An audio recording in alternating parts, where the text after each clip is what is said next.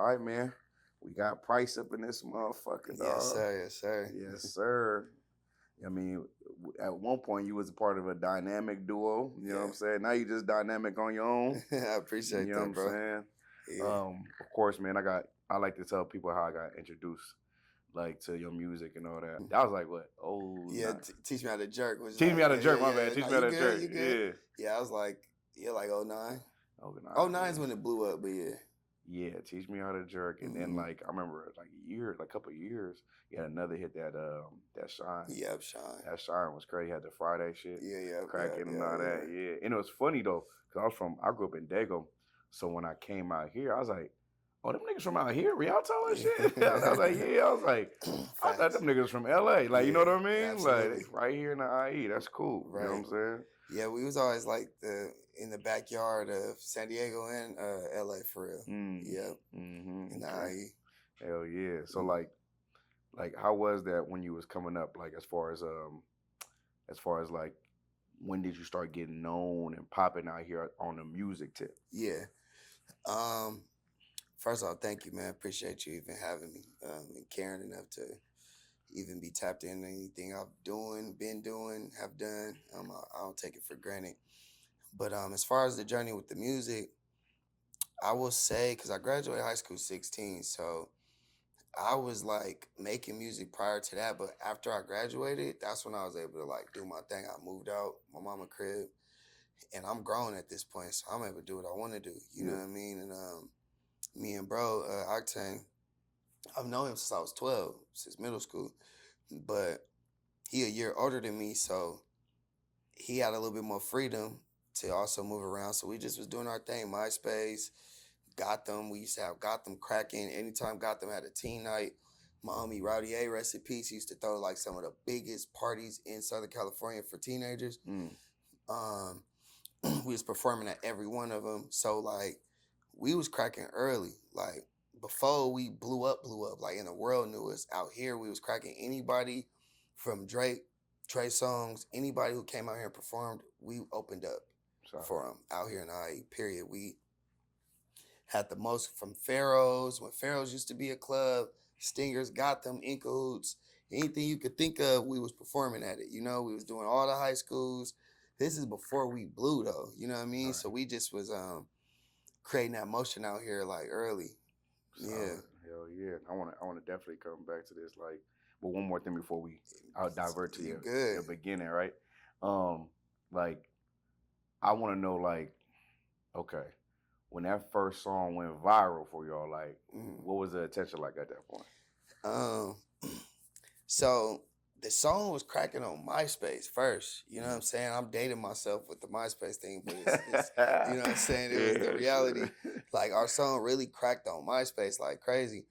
But prior to that song, we already had other songs with like 1 million plays on MySpace, right before that. But when we had put out the first like Jerk song, it cracked. Yeah. You know, it started getting cracking, but then that's when everybody started putting out Jerk songs. Like, you know, you still got people to this day arguing about who did it first, looking crazy. Y'all crazy, and y'all got it. I could care less who think they did it first or not. I could care less. What I do know is we never had seen no songs. So when we dropped ours and we start seeing more songs, then we had dropped the first version of Teach Me How to Jerk. Not the one that the world ended up hearing. We dropped the first version.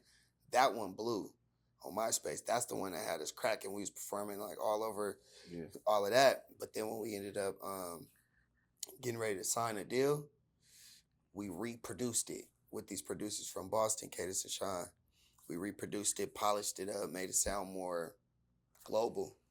And it went crazy. Okay. And the attention was fire. But like, if I'm being honest, like y'all heard me before the interview reading off a DM I got from somebody on TikTok. Like, it was like that. When you came to school, all the girls liked you. Like, I always been like somewhat popular. I might not have even been the most cracking dude at whatever school. Right. But I was always cracking enough. You know what I mean? So when the viral stuff started happening, it was dope, but it only confirmed what we already knew. Right. And what we kind of like already was feeling. You feel me? So it was just like, all right, we ain't ahead of ourselves. Like, it's a real thing. All right, for sure. I'm gonna come back to the music, man. I should like jumping into that first, and and then circling back. You feel me? Absolutely. So I want to get the introduction, man. Like you grew up, are you born out here? Yeah. Born and raised in Okay, IE. for sure. How was that coming up as far as like your childhood and all that? Man, it was beautiful, man. I wouldn't change it for nothing. So I'm like born and raised in the IE. I ain't never even spent the night in LA until I got signed when I was 18. Yeah. I never traveled outside of California until music. Like music is the reason I did any exploring. You know what I'm saying? Like my family all from the IE or the Bay. All my family, you know, came down from the Bay Area after the Jim Jones massacre. I don't know if y'all heard of that, Yeah, but definitely. my auntie died and my little baby cousin died in the Jim Jones massacre. So like a lot of my family, my great granny, a lot of my family were in the Bay and were a part of Jim Jones's church. You feel me? But after my auntie Darlene died, it like spiraled the family. Granted, they already was maybe doing drugs, doing all that, but that like spiraled the family, you know? So everybody moved down here. That's when drugs got more serious, gang banging, you know what I'm saying, and all of that. And yeah, so like I literally lived all over the IE. Yeah. My family all from San Bernardino. Like my pops from California Gardens, all my family from the Gardens in San Bernardino. And my uncles on my mama's side, they from Rubidoux. They from Riverside. They from the Rubidoux projects. Right. You know, and so the IE is all I knew. Which is like I got some homies from my hood that be like pushing like IEK, but I could never, you know, because they be on some just straight Rialto. Like I'm from Rialto. Yeah. And I feel it, but I don't at the same time because I'm really from the IE. I could never be IEK. Right. You know, but so yeah, it was amazing, bro. I wouldn't change it for nothing. For sure, for sure. And like coming up, I mean, tell me, was you mostly in Rialto or like when did you get to Rialto? So I moved to Rialto when I was 8. Okay. I think no, because we always used to actually go back and forth. I've always went back and forth to Rialto since a kid, right? My mom's, so my pops was always in the pen. My pops been in it, like my first time, like that I could remember me, my dad, I was 5.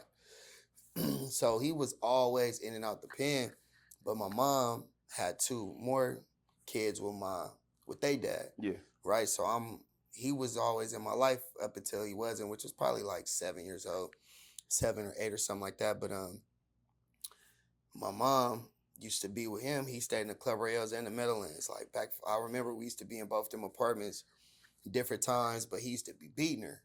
So, you know, he and I'm talking about like the real kind, like it wasn't just some like putting hands on like that. He was like crazy, drop us off in the middle of the woods and doing crazy shit, sneaking in the house. Like when she'll try to run away from me, one time he snuck in my granny house, snuck through a window, covered her mouth with some Tina Turner with the knife to her throat. Like he was burnt, you know what I'm saying?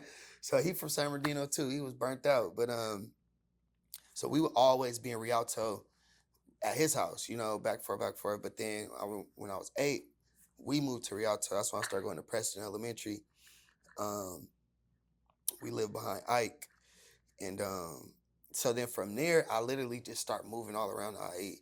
Like I've lived everywhere: Redlands, San Bernardino, Riverside, Moreno Valley, Paris, Banning, Ontario, Rialto, like San Bernardino, Loma Linda. Like I've lived so many places in the IE, bro. So yeah, like I rep it all, you know. Sidebar. So like when you got an album called 90951, yeah. Right?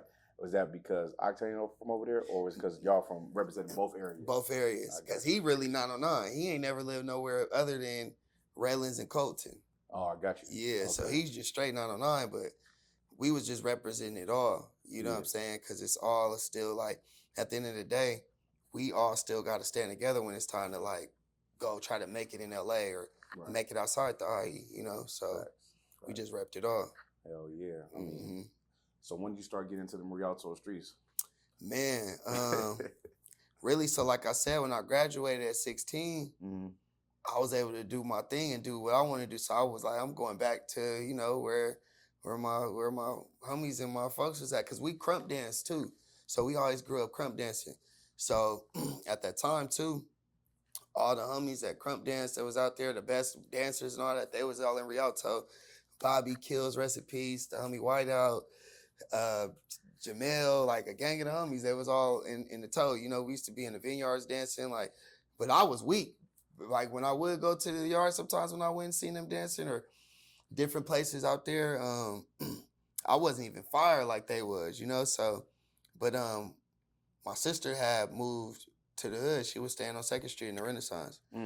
So I moved with her, and we was staying I was staying, you know, in the set. And that's when I really started, like, because I was always, like, on some street shit. My family all been, I've been thinking I was a Crip since I was a kid. You know what I'm saying? I got banged on in Little Africa when I was 5 years old. Like, you know what I'm saying? I've been seeing my family with blue rags. Like, my family was really high-level Cripping as a kid. Right. Still are.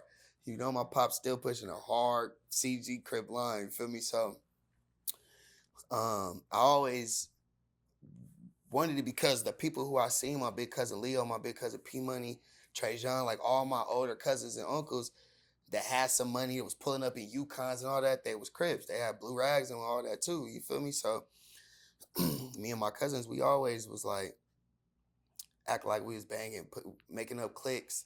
You know what I'm saying? I'm in Bannon. That's where, like, in Bannon is where I really got, like, my thunder up. You know what I'm saying? Like, people be sleeping on Bannon, man. Bannon is cracking. It is real savages in Bannon. I know, like, if the area gets a little more, like, cheaper, niggas gonna move there. Period. And it's gonna be a section where niggas is at for sure. Bro, it's a part of Tookie Williams' book where he went to Bannon. Like, Bannon is one of, like, his tour of starting Crippin'. Bannon, California was one of the places he went and, like, started Crips out there in Bannon. That's great. The Eastside Park gang.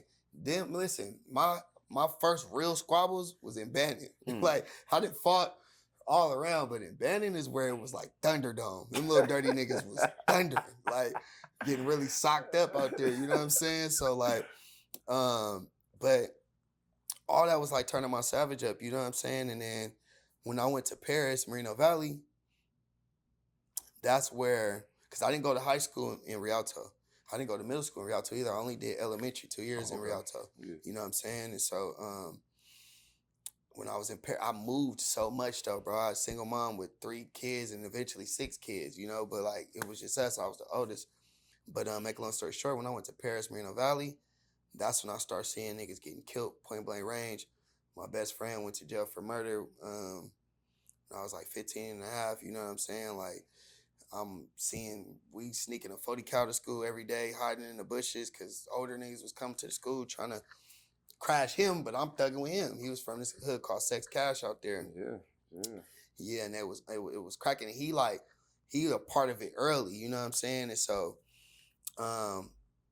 yeah, like I always been enamored by it and just into the life, you know what I'm saying? But I really chose up on the hood, like, you know, 16, 17ish, you know what I mean? Where I was just like, it's where I'm gonna hang my flag at, you know what I'm saying? That's where all your homies was too, though, right? Yeah, but I got homies everywhere though. Right. Niggas wanted me everywhere.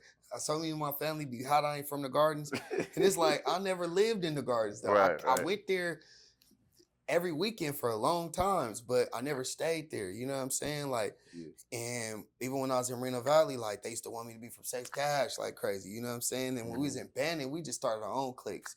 But it was like, by then, like once we got to that age, 16, 17, all that, it's cracking now. Like, niggas are getting killed. It's guns. It's going down. People pulling up to the Gotham, to the shows, you know, so it's up. So it was like once a lot of the homies chose up, because we had a clique called Misfits, which actually was like a party crew, but it was spiritual. It stood for My Infamous Savior, I Follow Into Salvation. Damn. So we was young, pushing Misfits. I still got a tattoo right here. Rest in peace to Fresco. He just passed away this year. He was a cop who died in Victorville.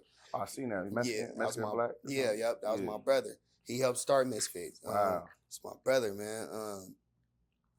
But yeah, we always in the toe. You feel me? And at this time, I'm grown. Yeah. I'm 16. I got a car. You know what I'm saying? I sold dope for like 3 months to pay for my prom, my graduation. Got me a car. Bought my mama a car from her. And I'm cracking. So I'm doing what I want to do. You know what I mean? And at that point, the homies that was like from Misfits or like the homies that started a clique called YGs in Rialto, they all converted to the hood. Like, everybody just started choosing up at that point. You know what I'm saying? So it was like, yeah. It is what it is. And go back to Merino Valley. I remember hearing about Merino Valley, like they was calling that Murder Valley. That's the murder. Yeah, That's murder. the I was murder. like, that was like 09, 2010, yeah. 08, 07, It was 06, before that. all Yeah, that. it was then. Because when I was in the murder, it was like 05. Yeah. Well, because I graduated 08. 07, 08. No, I graduated 07. I was supposed to graduate 08. My bad, I graduated a year early. I graduated 16. But yeah, it was the murder, bro. That's the first place, like I said, I'm seeing people get killed point blank range. I'm stopping my partner from killing people. I watched him kill people. I done seen some crazy stuff. I'm trying to kill people. I'm young, but I'm really not. Right. So let me keep it a buck. I'm really not. I'm really not trying to kill nobody. Right. I'm just thugging because he's thugging, we thugging. These niggas just chased us or knocked the homie sister out. His mama come to the school, her whole face swollen. Damn. We running through the locker rooms looking for this dude and all of that. We running up LaSalle, chasing niggas, shooting at him, but I'm not really shooting to kill. Yeah. I'm just shooting to say I did it, if I'm being real. You know what I'm saying? That's a lot of niggas though. Yeah, that's a lot of, don't nobody want to admit it. Like, I didn't want to kill nobody for real. You feel me? Like, and the people who I, in my heart, wanted to kill, like people who killed my cousin Bucho out here, rest in peace, or different things like that, I never seen them. You know, like them, in those times where I was dark, and there were people who I would have killed if I seen, I never seen. Right. You feel me? So, but yeah, man, the murder was. I heard about that shit when I was a kid. And I said, I remember the school Rancho Verde. Right out, yeah. I went to Valverde, which was around the corner from Rancho. I went to a continuation, like probation continuation school at a point. Yeah. But our graduation was with Rancho. And you could tell them too, like what type of people was living there, because it was people from all over moving to Moreno Valley. Exactly. Like LA, you know, San Diego, even IE, they was all going over there. So it was like a whole bunch of niggas. Everybody thought they was doing the right thing. Like even my mom. That's why my mom made it her personal business. She's like, you ain't going to Eisenhower and you ain't going to Arroyo. Them the two schools. Them the schools I wanted to go to. For sure. Yeah. I'm begging her like, okay, well if I can't go to Eisenhower, can I go to Arroyo? All my cousins going to Arroyo Valley. This is at the time Arroyo just got built. Mm-hmm. I'm begging her. She like, not happening. You feel me? So she moved to Paris thinking she was doing the right thing. Mind you, we in a big ass house. No furniture, you know, because she doing everything in her power to not have us in the like trenches, right. Little Africa, California Gardens. Like she don't want us in the trenches, but you move us to Paris, where it's still cracking. Like right. You don't even know what you did, because really it was worse there because, like you said, everybody from everywhere moving there. Yes. So it was crazy, bro. But it was the best times of my life for sure. Mm-hmm. Mm-hmm. Okay.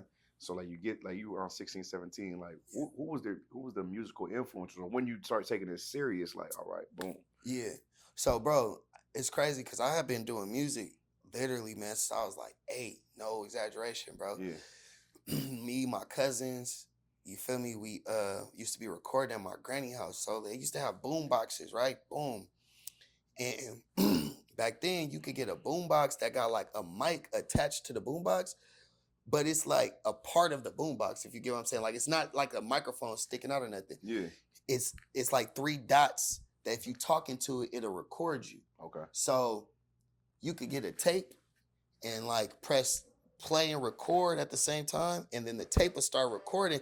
And if you talk into the microphone thing, it'll record you. Okay. So we'll take the boombox, bring it as close to the TV as we can, and play. We started rapping off of beats off the video games. So we had like video games with beats on them. Right. Like they was weak. They just was the only instrumentals we had. Yeah. So we rapping over trash video game beats. And then eventually my cousin, once we started being able to burn CDs and all that, no, it wasn't even burning CDs back then. If you bought a single, it would come with like the clean, the dirty, and the instrumental version of a song, right? So we had the we bringing it to you. We had this old school DPG beat, and we rapped to that first. Like, so we just started doing that. So we rapping every day, 8, 9, 10 years old. We getting on punishment, getting whooped for recording over my granny Marvin Gaye tapes, and we getting crashed. You feel me? So from 8, I'm recording 10, 11, 12.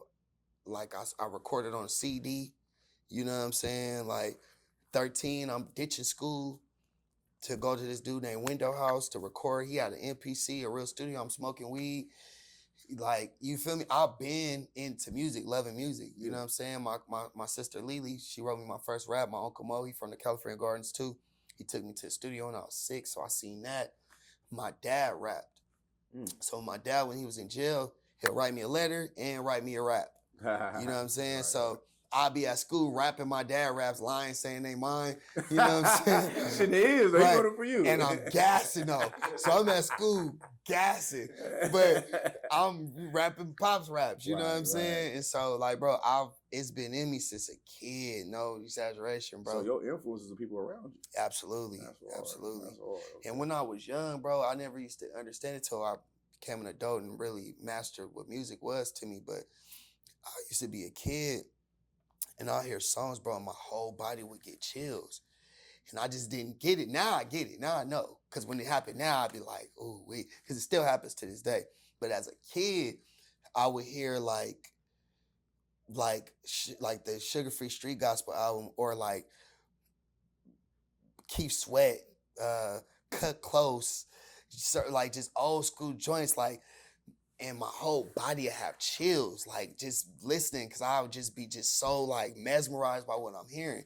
You feel me? So I always hold on real quick. I don't want to not to cut you off. Yeah, that was a contrast. That was crazy. You said Sugar Free Street Gospel and Keith Sweat cutting it close. That's hilarious. Yeah, no, yeah. Listen, niggas need to know Sugar Free. That's my favorite. That's top 5. One of my favorite rappers. No, mine too, for sure. He probably number 1 for me. Exactly. I ain't gonna lie.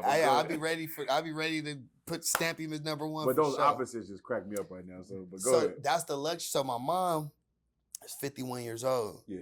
You know what I'm saying? So my mom had me at 16. Yeah. So when I'm 10, 11, my mom 26. You know, like I get the luxury, bro, of I'm hearing Sugar Free, I'm hearing the Chronic 2001, I'm hearing Kirk Franklin, I'm hearing Brandy, I'm hearing, like, I'm getting it all. And then I got my older, like, sisters, they my cousins, but I call them my sisters because I was raised with them. They listening to all the young stuff, so they listening to like Music Soul Child and all of this. Like, bro, my music palette was amazing, bro. What is when you were talking about the chills, like, what is that? Man, I ain't scientifically looked it up. No, I mean for you. Oh, it's just my love for it. It's when I hear something that it literally give me chills. Yeah. Like, you know what I'm saying? It's like, for me, bro, when I hear and feel something in music that I really love, it's the next best thing to busting a nut. I be trying to like watch my words and how I speak online and whatnot, but just keeping it a buck, bro, it's equivalent to that for me. It's like the next best thing, if not the best thing. For sure. You know what I mean? Yeah. So when you get into this, to like the music space again, I'm gonna go back there. Yeah, when did you and Octane link? How did that happen? Right. So we knew each other since we was 12, and it's funny we met on a basketball court, but how we got close is we used to all rap at lunch. So me, him, and the homie Red, Jamel, from Rialto, we used to all rap at lunch. Oh, Rancho?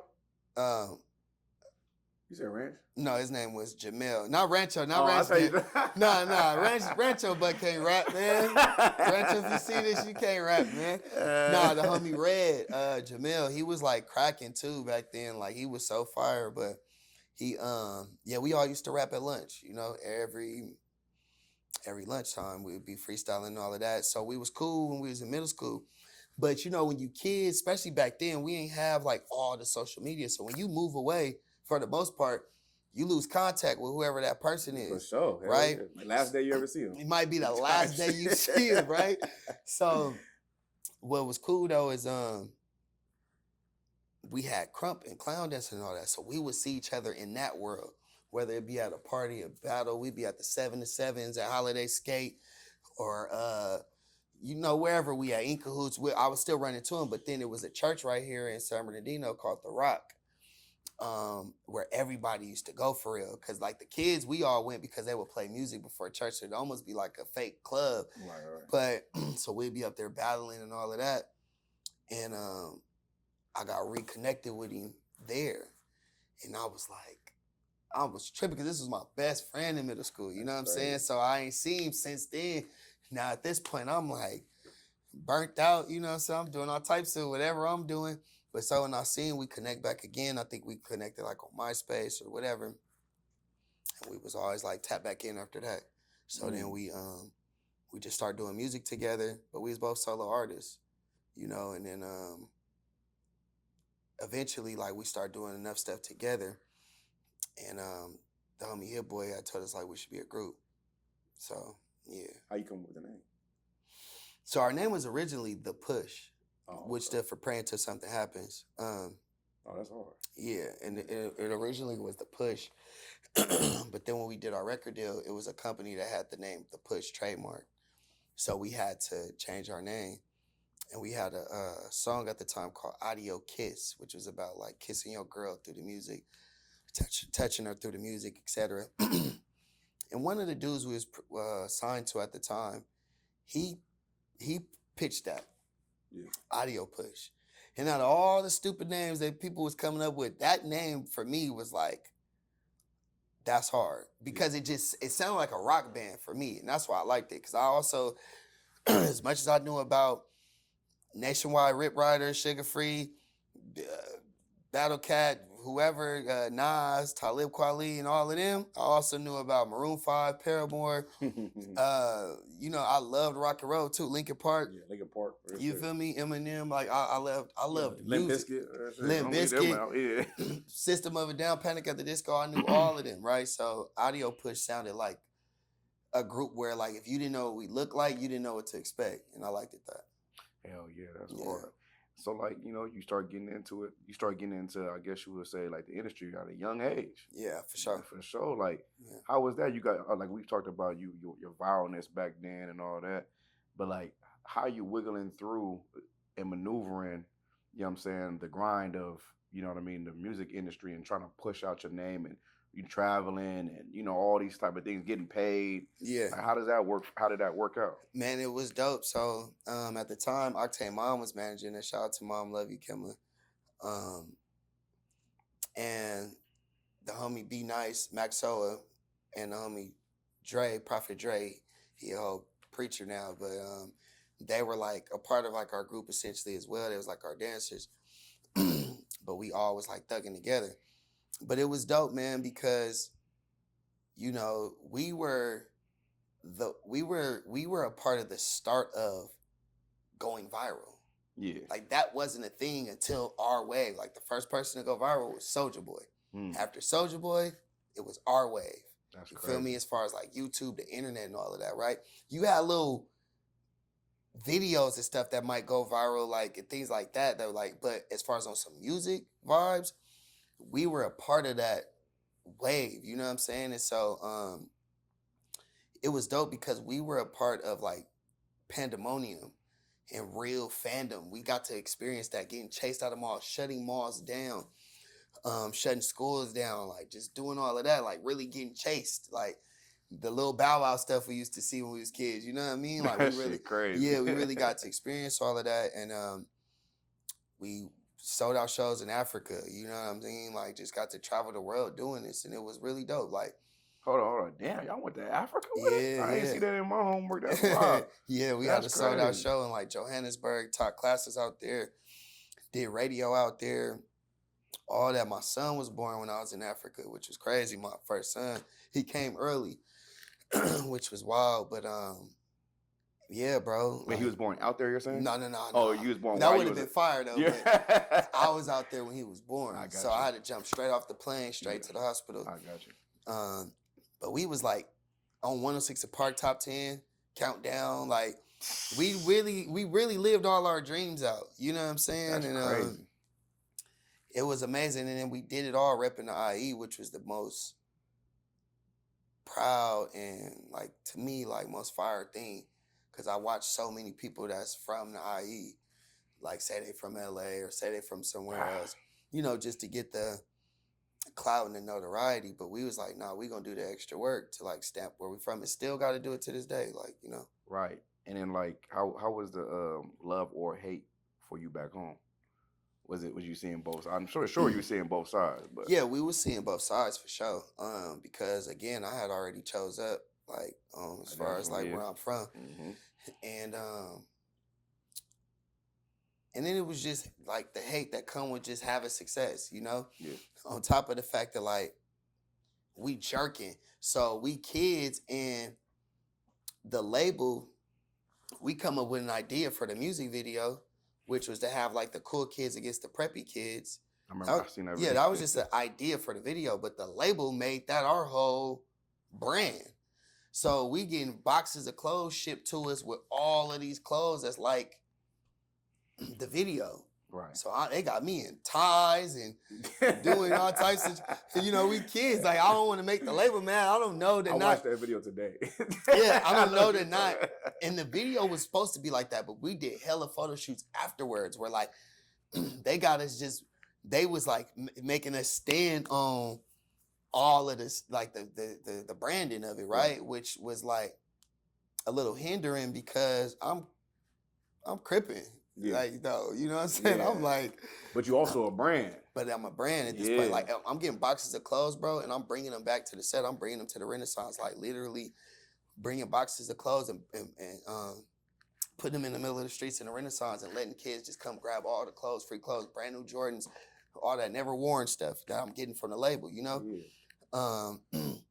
So it was cool, but it also was obviously hate that came with it. We did a show at Stingers one time, and some niggas was up there hating and, you know, being weird, and we wasn't nice. Nothing about niggas was nice. We still was on that with whoever.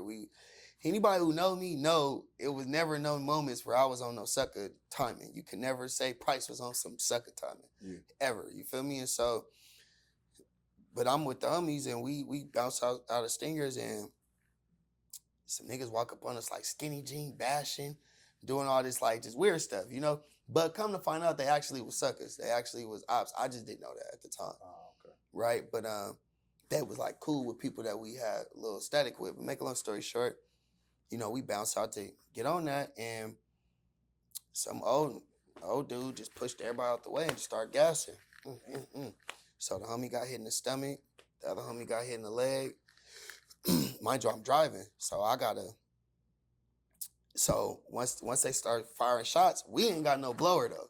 We still like, granted, we got blowers at the time, but we young. We coming to just do the show. We going right to Stingers. We finna knock the show out and get on. We not thinking like it's finna be that. You know what I mean? Yeah. So he start gassing, but I'm talking about point blank range. Like he, from where I'm at to where that wall at, you know what I mean? Close. So he getting cracking, and I jump in the car. Me and the homie Matt, free Matt. The homie get hit in the leg, but so we get him in the car. But mind you, while we get in the car and we ducking and we getting the homie in the car, it's still shots going. Boom. I'm waiting to hear windshield shatter or something. It's getting cracking. He going stupid. Everybody running and scrambling. Cars is running, all the things. But they like, pull off. But I'm like, the other homie who got shot ain't in the car. Like, I don't know where he at. So I'm not pulling off till I know where the homie at. So we screaming and like, nigga, where the homie? Woo. And they like, he ran. He ran to the front. So we pull out. And when we pull out, I see the homie like in the middle of the street, like on his stomach, like Menace to Society. On God. It literally looked just like Menace to Society, like on his stomach. Boom. Throw him in the car. And I'm smashing, bro. I smashed from Stingers to Arrowhead, bro. I probably got there in like 2 minutes max, maybe minute 40. Like I'm smashing, boom. And get the homies into the hospital. But that was just one of many episodes of just.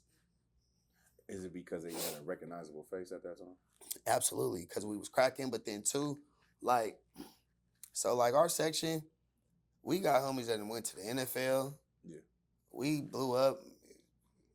Nobody did it like we did it in music, you know what I'm saying? And the only person who's done it bigger than us from the IE was with us, which was his boy. That was our boy. He didn't bang or nothing, but and Octane didn't bang, but these my partners. So they on what I'm on. You feel me? So we're the winners. Yeah. We won. You know what I mean? That was our energy too. Which is probably why people ain't rock with us. Cause we like, nigga, we the niggas, you know? Right. But we never were the dudes who was like hating on or dimming anybody's light out here. That was what was the weird thing, because I always like, even to this day, half the people who you would consider like some enemies, not even half, but there's people who are considered my enemies, right? Who were in my house. Like I didn't gave them beats, recipes to Frog. I didn't had his brothers in my house playing them beats. You know what I'm saying? Trying to help them get on. Cast this from Colton. You know what I'm saying? It was with my homie Teezy and whatnot. I had all them in my crib. You know what I'm saying? Press and play on beats and all that. Woo, woo. That now is like up with. But for me, a lot of these people still have a certain level of respect for me because I ain't never like dim nobody light. Like I always had this pull me up energy. Yeah. If you from the inland and you rapping and you standing on it and you ain't like smoked one of my homies or something, right? It's love. You feel me? And so, but obviously time progresses, things change, and so you know, it got to be what it is now. But it be unfortunate, bro. I ain't gonna lie, cause I'm really from the IE. I really bleed this. Like that park down the street for 2 years, bro. I was feeding the homeless every Thursday. And if not every Thursday, we was doing 2 Thursdays a month right here. Not caring who see me or I don't care about none of that because I really used to have my family reunions at that park. You know what I'm saying? Like at the water park right there. Like I'm really from the inland. Yeah. You know, so I love it and I love anybody that love it like I do. Even if you from the other side. Mm-hmm. I don't care, man. Like we'll do what we gotta do. God forbid if we gotta see each other, they gotta be that. But I ain't looking to I don't want to see nobody's son and daughter grow up without their daddy, whether it's to the pen or the grave. Like, you know what I'm saying? But I also ain't playing. I also ain't on no nice timing. I also ain't on no peace treaty vibes. Like, I ain't waving no white flag either. Like, it just could be you do what you doing and go get you some money. Go build your career, build your community, build your neighborhood, and inspire your little homies. And we going to do the same. And it could be all love. Right. I just seen somebody. Yeah, I mean, you just said it off camera. Pulling up here. It's in the midst of traffic, but I literally just seen him because that's how quick it is. Right. I'm like, oh, look at Wooty Woo. But I ain't on that. You know, I ain't set tripping, man. It's all good. Right. Yeah. So, you know what I mean? Like I said, you maneuvering through music, maneuvering through the popularity of the height of everything and shit. Like, you work with some huge artists, though. Yeah. You know what I'm saying? Wayne, Ross, like, you know what I'm saying? Like, how was that? Like, seeing some of the people, of course, we about the same age. Like, Wayne was him. Wayne was God. Wayne it was the creator God, the overall creator. It was Christ, and it was Lil Wayne. It was very simple how that order went. Oh yeah, definitely. Very simple how that order went. Yeah. So, it was amazing, bro. Life changing. We toured with Wayne. You know what I'm saying? So we did a 40+ city tour with Wayne. It was the lineup, which was crazy. Adrian Broner went on first. No, yeah. Adrian Broner went on first. The boxer? The boxer. He paid to get on the tour. So Adrian Broner was on the tour. He would open up first. Second would be G-Eazy. Third was us. This is before G-Eazy blew up. Right. Third was us with Hit Boy. After us, it was 2 Chainz. After 2 Chainz, it was T.I. After T.I., it was Lil Wayne. That's every night for 40-some cities. God damn. Booming, bro. T.I., 2 Chainz? Yeah. G-Eazy? G-Eazy, bro. It was cracking. What that was our first. Adrian Broner doing again? He was rapping co-part. I'm going to be real. Shout out to AB. That's my boy. But I knew he was finna blow it. He was a cold boxer. Because back then, he was him at that time. Yes. But I'm watching him. They was drinking nonstop and all of that. He was just going crazy. I'm like, oh, yeah, he don't want it, man. This nigga want to rap. And the music was mid. So I'm like, man, I don't know what bro doing. But working with Wayne, just being around some of, like, the greats, you know what I'm saying? I've been blessed enough to be in Toronto with Drake. And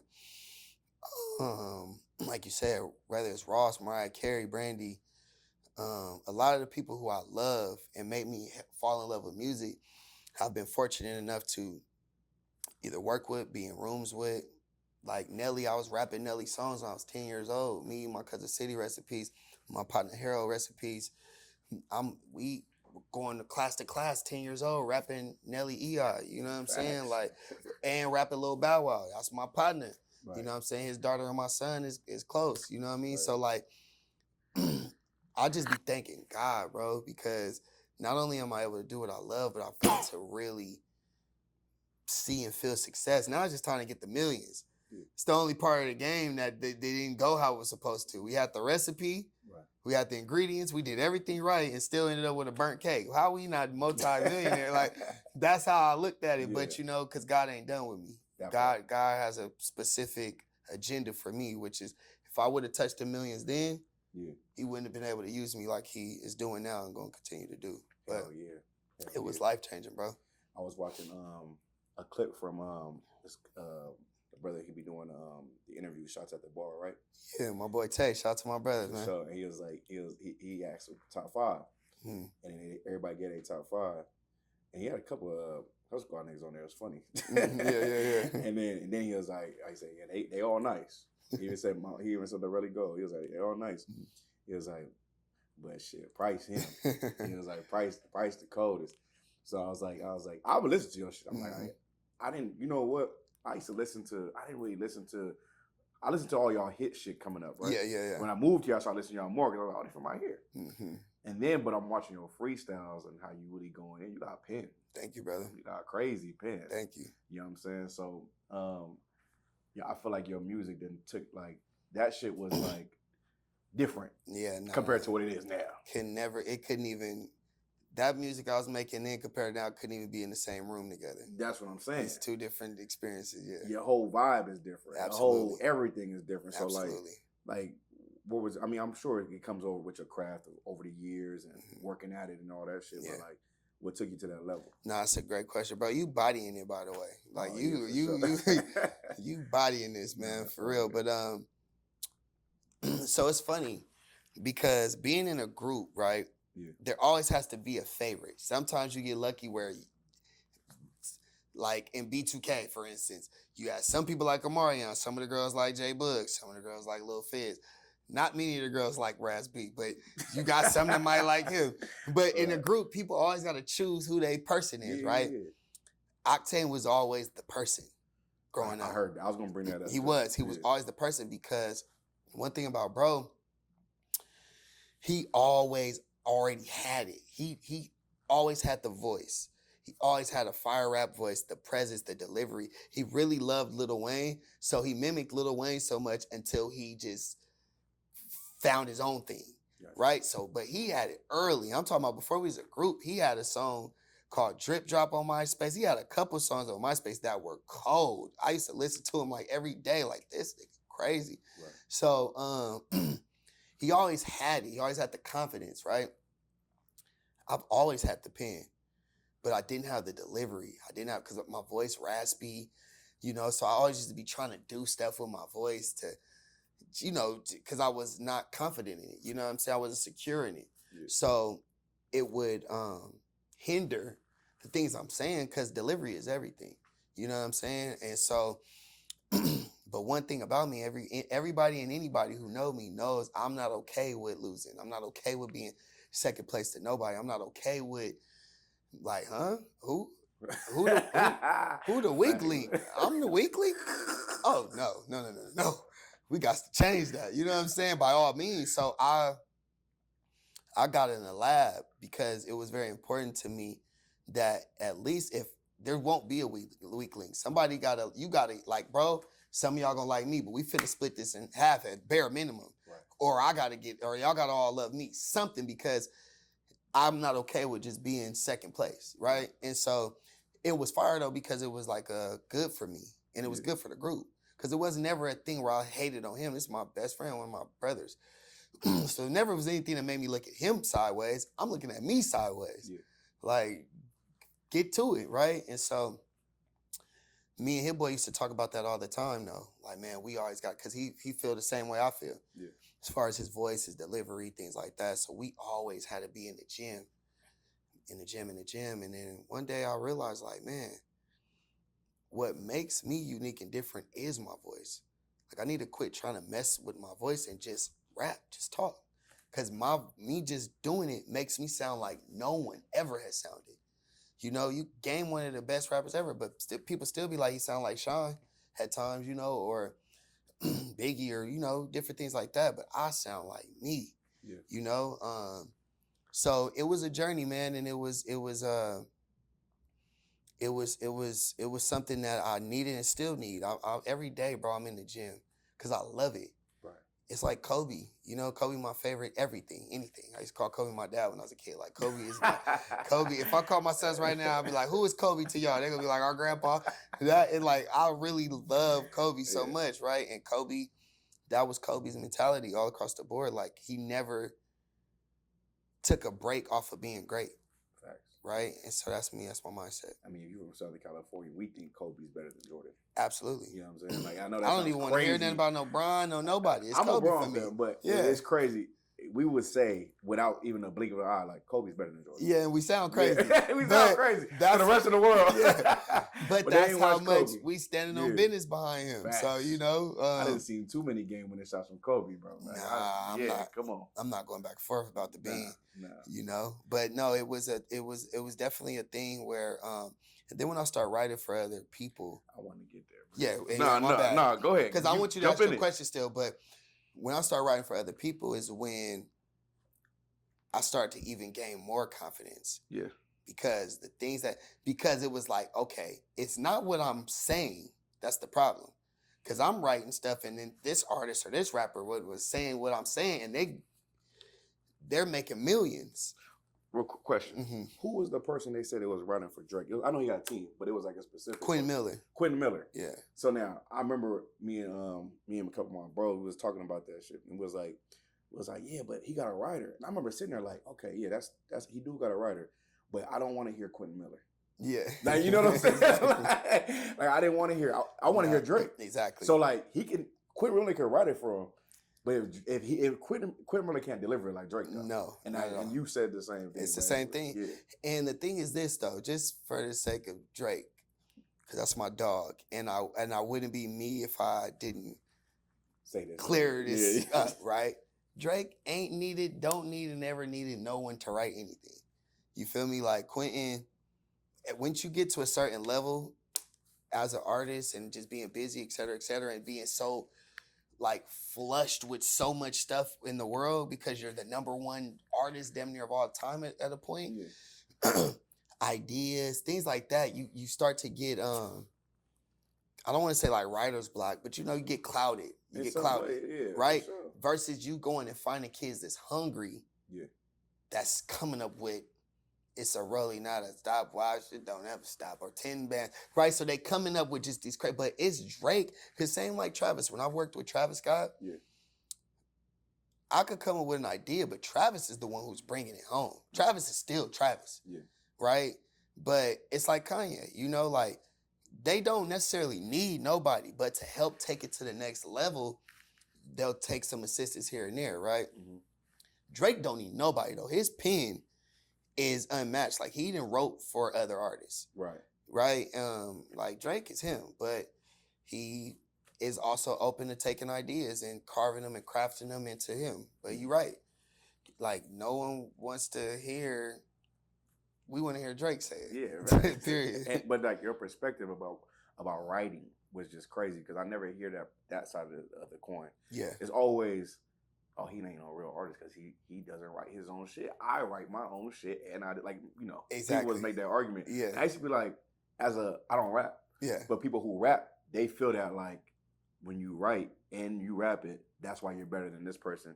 But as a listener or as a fan, you know, you like, nah, no, like absolutely not. No, hell no. You know, and it's funny because people don't equate it to singing though, and real artists, right? Mm-hmm. Not real artists, but other artists. So Beyonce, Whitney Houston, Michael Jackson. Yeah. The greatest artists of all time, most of them did not write their own music and definitely didn't write the hit songs. Right? Yeah. But they were the ones able to deliver them. Babyface is Babyface. Nobody can take nothing from Babyface. But Babyface ain't gonna sing End of the Road like Boyz II Men gonna sing End of the Road. Facts. Period. Like, you know, like too many artists to name, like Neo, The Dream. The Dream ain't gonna sing Love on Top like Beyonce gonna sing Love on Top. We don't want The Dream's Love on Top, right? Like, the Dream wrote that. Absolutely. Yeah. And it's crazy you said that because I remember, I forget what song it was. I think it was Beyonce. I think it's Beyonce's To the Left, to the Left. That's Neo. Neo, right? Yeah. And I remember when I heard that he wrote that, I said, "Nah, that's crazy." He put himself in her shoes, absolutely, as a man, because a man could say what a woman can sing about because a man's perspective of how evil this can be. Exactly. You know what I'm saying? Is like a thing. But let me ask you about this though. Do writers get disgruntled? As far as like you write this song for somebody, right? And this song is amazing, but maybe you didn't get the credit that you thought you should have received it. Now is that why somebody's become disgruntled and like? Oh, all the time. Okay. I mean, but I thought they would know their position or their job or their role and be like, that's what it is. Well, no, because sometimes people just don't do. People don't do fair practices. Like they're not doing good business at the finish line of this music. So a person who, I mean, I fell victim to that. Like the Mariah Carey records that I wrote, when it came on her album, my name wasn't even in the credits. My name wasn't even credited on the song, which was nuts to me. I'm up with Mariah till 5 a.m, knee to knee.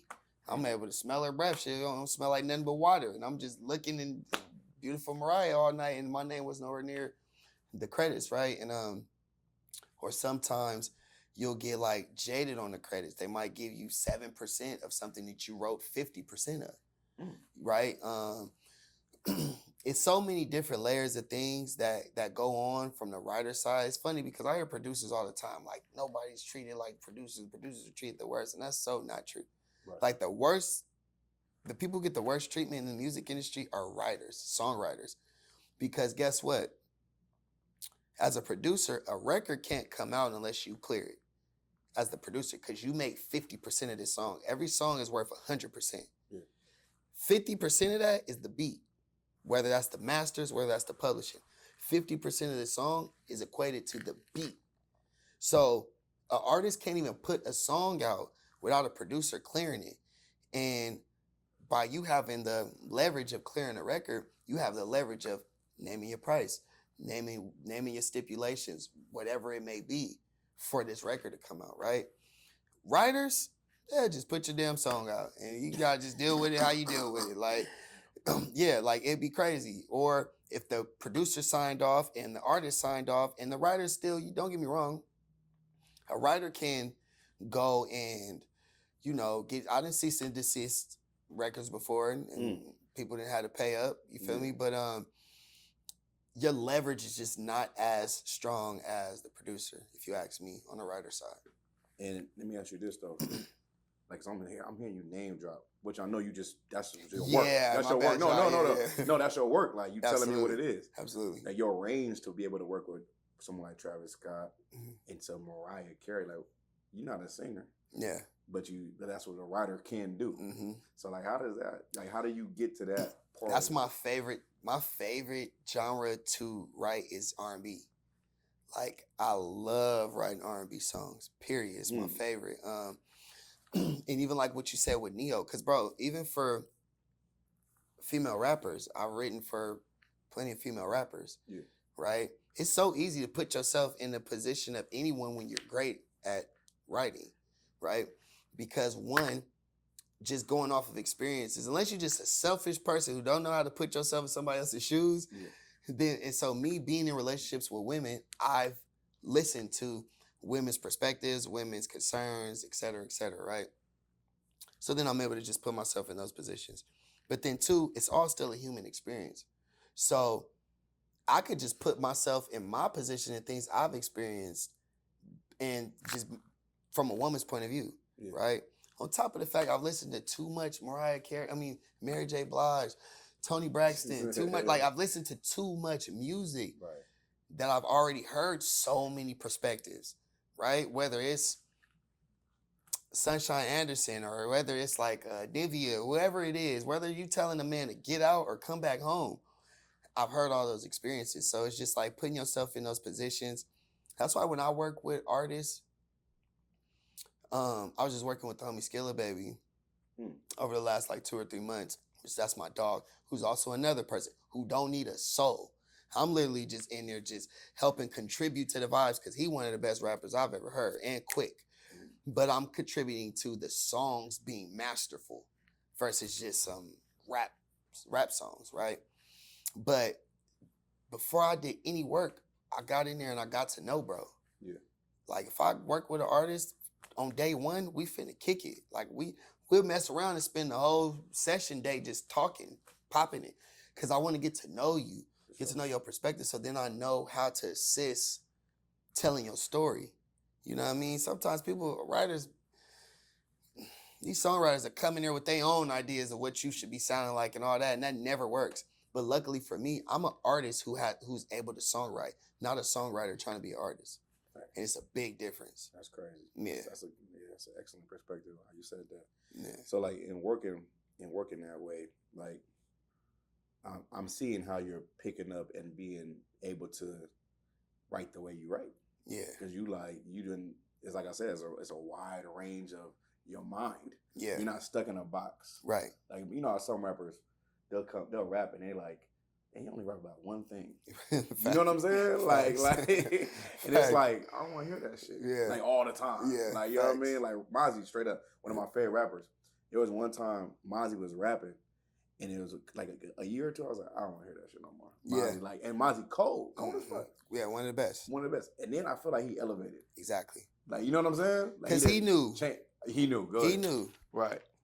When you're great, I feel like all greats at anything, right? Even with what y'all are doing here, it's gonna come a point where y'all got 400,000, a million subscribers on YouTube. Y'all gonna be 100 million views in. Y'all are going to look in the mirror at times and be like, okay, we need to elevate. We need to elevate. We need to get a different space. We got to elevate the lighting. We got to elevate the camera. Y'all ain't going to just be cool with this for it. Like, no. Yeah. You feel me? Because when you're great, you only strive for more greatness. So there's no way that Mozzie is not hearing his music or hearing his fans and seeing that there's some level of repetition there. Like, all right, it's getting a little repetitive. And I'm also going through different parts of life. Let me stop talking about all these old Oak Park stories. Let me now start talking about what happened in 2023 versus 2003. Right. Or 2013, right? And so, because I agree. I feel the same. I love Mozzie, but he definitely got to a point where I was like, all right. Yeah. All right, fella. 30th nigga killed, right? Yeah. But, and I love his ability to, so I'm with you. No, but his verbiage and shit is crazy, and how he elevated in the last 3 albums. I'm like, God damn. No, he cold. Stupid. I think too, it's a testament to just great writing. Yeah. Right. Like J.K. Rowling, she wrote the Harry Potter book series, right? You have to tell me, I'm a big Harry Potter fan. Me too. So I'm talking about people don't ever. I see 7.5, bro. I've watched couple times. People be too many times. I know them like I know Friday. Facts. Like facts. People will see me or talk to me, kick it with me, whatever, and will never expect I love certain things I love. Harry Potter is one of them. Yeah, from Sorcerer's Stone to the what's the last one? Yeah. Now the Deathly Hallows. Deathly Hallows Part 1 and 2. Yeah. Right? And so, but the reason why we love it though, bro, is because it's masterful. Facts. It's masterful writing. Facts. Which then goes into masterful movie, screenplay, and etc. Right? Yeah. Directing, etc. But J.K. Rowling's ability to write on so many different stories, perspectives, things like that, right? Mm-hmm. There's nothing J.K. Rowling can't write about. No. If we wanted her to write a book about the ghetto, she would do it and it would be a body bag because her pen is flawless. Crazy. Right? And so that's what I just equated to that, bro. Like masterful writing. I love great writing. I love Babyface. I love Neo. I love Jonte Austin. I love Drake. I love Saha the Prince. I love Nas. I love masterful writing. You know what I mean? Sure. I love some good and great writing, but then when you a master, like Captain Tazariak is a master debater. Like he's mastered it. Yeah. Like you gotta come equipped to squabble with bro, or you could be right. Your point could be that the sky is blue in the daytime and at nighttime is black. Yeah. But if you don't come in a masterful posture, he's gonna cook you. We all say that he's like one of the most skillful battlers for sure. That's what he did. And I'm not a Hebrew Israel. I'm not a part of ISUPA. This is just me understanding and loving mastery. Right. So I equate it to that, bro, when it comes to the writing, man. Yeah.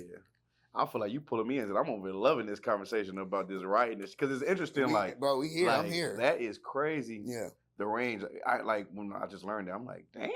Yeah. Perplexity didn't tell me that about you. Facts, come on. I had to go find all these different, like, hey, tell me, how to hit people up. Yeah. But I also came with my own game plan. But also, sir. Like, I want to stay on the music, so I'm not going to transition just yet. Good. Right. So, like, where you at presently as far as what you believe the music scene looks like? You know what I'm saying? Like, okay, I'll give you an example. Like, women rappers go crazy. Mm-hmm. I'm a man. I consider myself like strong and alpha. If I hear like Glorilla, I'm gonna nod my head though. Glorilla. I'm gonna nod my head. I ain't gonna lie. I'm like that. She going crazy right now. Oh, like, you know what I'm saying? I was gonna say her name before you said it. That's why I love that you said that. So like, what do you think about like I know it's cold rappers out here too, don't get me wrong, but like the women then took over. I don't necessarily agree with this being said, but like I can't disagree with the beat and the flow and the pockets, the lyrics. Come on. And it's men writing for them. Exactly. That's what they get to. But go ahead. We was gonna get there. Right. We was definitely gonna get there. It's men behind them pens. Right. But and that's not to take anything from the women, because you got Lady London, you got Rhapsody, you got No Name. These women I just named rap better than 80% of the men rapping right now. So it ain't a thing that women can't get going. I just followed a new girl. Matter of fact, I'm finna find her name because I gotta shout her out. She's so cold. I just start following her. I'm like, oh my God, you are too good. Now, she ain't from Texas, is she? No, where's she from? Mind you, she ain't even cracking like that yet. Oh, okay. She ain't even cracking like that yet, but she is her. She is her. Her name is Avion Aaliyah. Beautiful black sister too. Just, oh man, cold. Yeah. Right? But the women are cold and they killing it. And I think but where the game is right now, I love it and hate it. And I love it more than I hate it, but I love and hate it, right? Speak on the hate first, because I'll speak on the hate first. The reason why I hate it is because anyone can okay. My brother what's my brother's name? Thawak Bar. Thawak. No, but what you said, Thawak Bar? That's his full name, yeah. Thawak Bar? Yeah. My big homie Thawak Bar, behind the lens, setting these shots up perfectly, lighting immaculate, right? There's a skill set that goes into that you just can't just wake up one day like, all right, I'm finna do the podcast, and then just throw lights around, right? Regardless of how you learned that and figured it out. But rap is the only thing where a nigga can just wake up one day and be like, I'm a rapper, or go to their homie's studio. You talking about today, presently? Right now. Yeah, okay. No, I'm talking about what day? Saturday, October 25th, 5:49. At 6:33, somebody could decide I'm about to be a rapper. Right. Go to their homie's studio, make a song, put it out, and they're a rapper. It's the nuttiest thing for something I've loved since a kid. Yeah. There's no protocols, no order. Y'all being a part of the movement that y'all on spiritually, y'all understand what order looks like. For sure. There ain't no order. And I hate it, bro. Because again, with there being no order, there's no quality control. Right? So you got anybody just able to wake up and rap. And so it's a good and a bad thing, because then you have a person like myself who can easily be differentiated from somebody who sound like they might have just started. I don't care if you got a hit. We'll see where you at in a year and a half, 2 years. You know what I'm saying? Just stuff like that. And even though Ice Spice don't necessarily write all the raps, and I'm not even gonna say Ice Spice be sounding better than some of these other cats. It gets bad. The stuff I be hearing, it be like, or even my own homies or people I know, I be like, now you know damn well you ain't got no business rapping, man.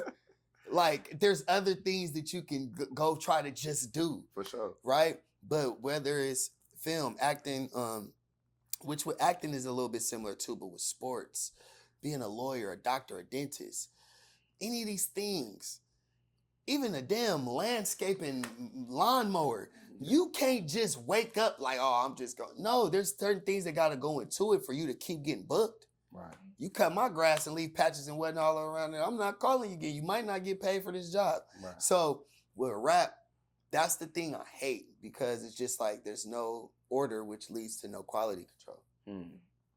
What I love is that it's a gold rush right now.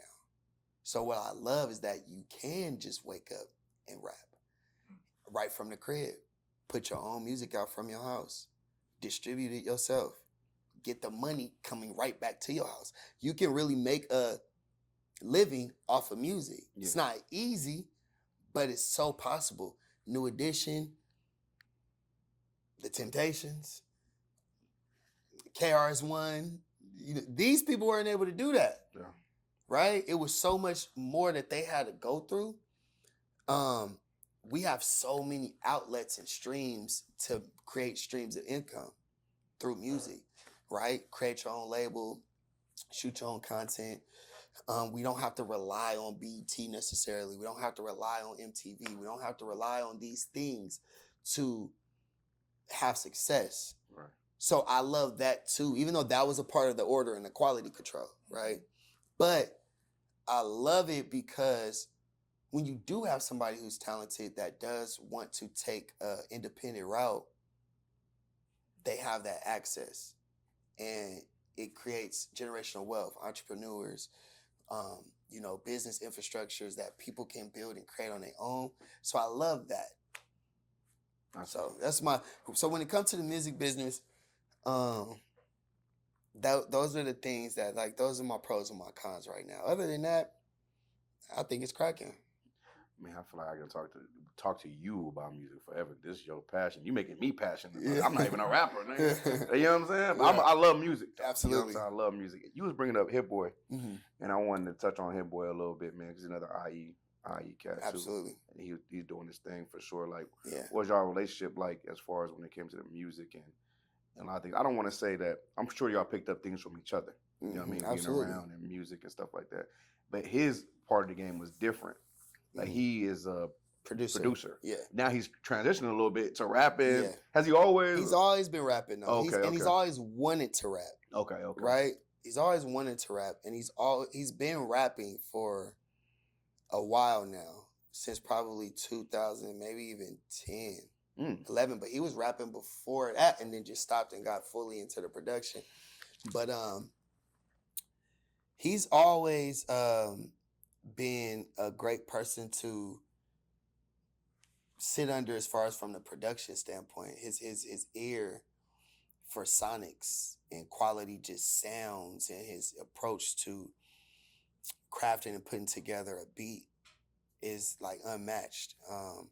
So I was blessed and privy enough to, I was blessed to experience that and be able to soak from that for sure. And yeah, bro, we was in Fontana, man, every day at his mom crib, and he just had that luxury too. His mom let him make music. She ain't care. She wasn't complaining and nagging. And when the music louder, he got homies coming over and whatnot. Like, obviously she'll have her little moments, but out of 10, it'll be one time where she'll maybe be like turning or anything like that. Most times she was letting us cook, and letting people pull up and come through.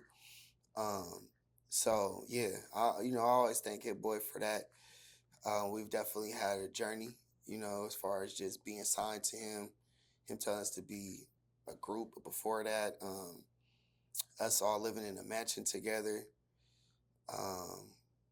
things not being done properly with our budget that I won't say he necessarily was in control of or not, probably just being misled, but nonetheless, it was still happening, which we got the short end of the stick with, you know what I'm saying? But nonetheless, man, he's always been an inspiration for me. We might not see eye to eye on certain things, or we've had like little moments where we had not necessarily fallouts, but he's falling out with someone I was close with, and I wouldn't stop being cool with him, which tainted our relationship a bit. Yeah.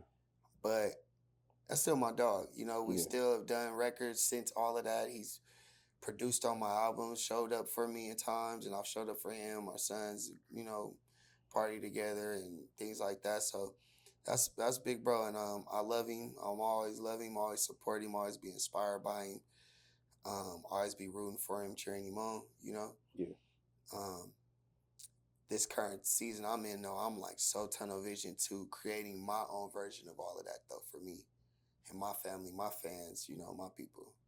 Man, talking to you about the music thing, I'm like, oh yeah, you own it. Yeah, yeah. For sure. Like you understand this motherfucker. For sure. I can tell, like, even from your writing, like even when I hear you rap and freestyle, I'm like, oh yeah, he on some other shit. Like this is not normal. Yeah, yeah. You know what I mean? You know, some rappers sound like it's like, oh yeah, I heard this before. Right. Like he don't really, and this is the ceiling for this person. You know what I'm saying? That's good. Like I hear you, I'm like, oh yeah, he don't got a ceiling. Yeah. Like straight up. Absolutely. This is when I locked in on you and doing my homework. I'm like, oh wait, he actually. At first I was like, oh, you know, I love the content you was doing. Yeah. And I started listening for real. I'm like, oh, okay.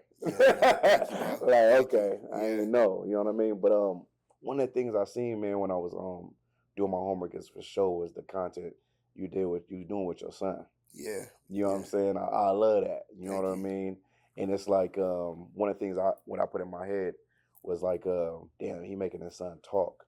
And I remember being young, like his age, he's 14, right? Yep. I remember being young and not being able to truly understand how to express myself. Exactly. You get what I'm saying? Facts. Because you don't really have someone to teach you that. Yeah. I had my pops, but I had my pops, step pops, and then he went to jail. But even after that, when he went to jail, I'm like, you still don't really, because you're the man that kind of teach you how to talk. Absolutely. So like you there, and I know he got to be being vulnerable as best as he can and shit like that. Yeah. You asking him all the questions. He's like, you a virgin?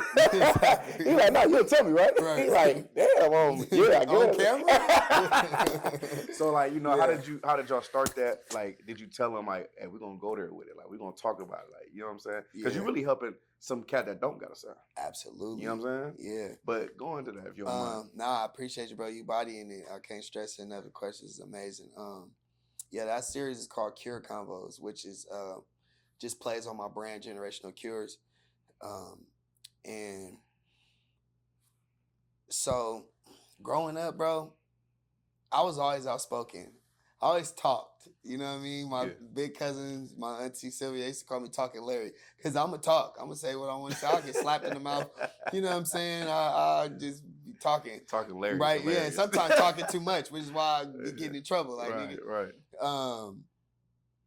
Which over time and growing up and maturing, becoming a man, being whether it's in the streets or the industry, you learn how to listen better than talking. Now my favorite thing to do is listen. For sure. Right? But like to your point, instilling it in my son that it's safe to talk and it's safe to, speak and just articulate yourself. And for me, my biggest thing has always been, it's funny, there was this girl named Teresa in high school. I'm being very intentional with names I say and don't say. That's why I didn't say the homies' names who got shot. Shout out to all my partners. But because I don't know if they be always wanting people to know they got shot or not. You know what I mean? Right. Whole time they gonna be like, Nick, why ain't you exactly. I got shot? But shout out to my brother Cedar, shout out to SO, shout out to Matt, shout out to my dogs, man. For real. All of us went through that treacherous night. And plenty of other treacherous night where we was doing the stepping. But right, but no, on the real, there was a girl named Teresa at my high school freshman year. And I'll never forget this. It's really sad with me, bro. Her mom was white, her dad was black. But her mom was like so cool, actually probably too cool. Like any boyfriends Teresa had could come over to the house, spend the night, the whole night. She was super, super open with Teresa, right? Teresa probably stayed a virgin till senior year in high school when all the girls was having sex. She was the last person probably to lose her virginity. She moved so slow because she didn't have nothing to hide. So her mom was able to give her a real game in real time. She wasn't sneaking. All the girls we was humping on and whatnot as young, they was sneaking. For sure. I was sneaking in their house or sneaking them out. Like we was on BS and I was doing the same because my mama was being fake strict because my homies is doing crazy stuff. So I always made it my personal business to like have a real relationship because there's a thin line between your son or your child thinking you their friend and having an open relationship with your child, right? And so it's always been important to me for my son to know he could talk to me about anything. I'm his best friend. It's a safe place. I'm not going to judge him. I ain't going to crash you if you're being honest. You know what I'm saying? I'm going to crash you when you're lying. That's when you get the worst version out of me because you ain't smarter than me. So why are you trying to run the play?